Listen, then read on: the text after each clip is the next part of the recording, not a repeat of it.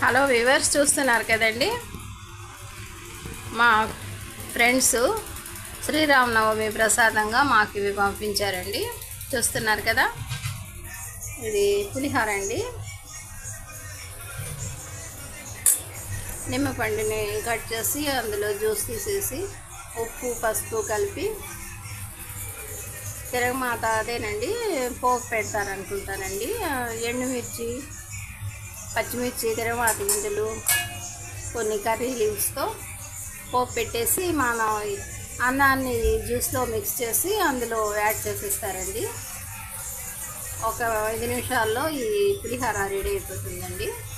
చూస్తున్నారు కదా, very simple ప్రాసెస్తో ఈ పులిహోర రెడీ చేశారండి.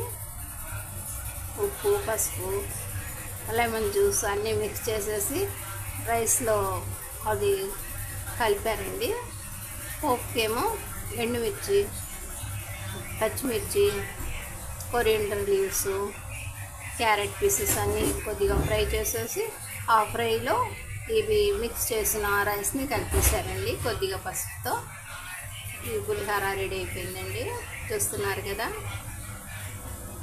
ఇక ఇవి మినపగారెలండి. మనకు తెలిసినవి నైట్లో మినపప్పు నానబెట్టేసి గ్రైండ్ చేసి ఆయిల్లో ఫ్రై చేస్తారండి.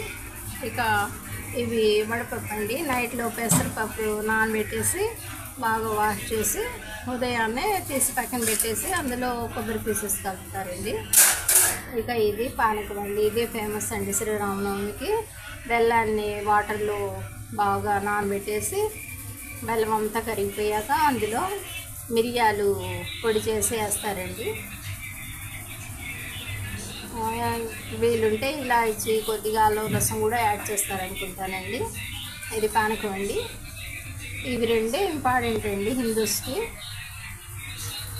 వేరే ఆప్షన్గా ఇవి పిండి వంటలు చేసుకుంటారనుకుంటానండి. మా ఈ చిన్న వీడియో నచ్చితే బీబీ షఫికా సోనా హోమ్లీ కిచెన్ షార్ట్స్ని లైక్ చేయండి, షేర్ చేయండి, సబ్స్క్రైబ్ చేయండి. బై అండి.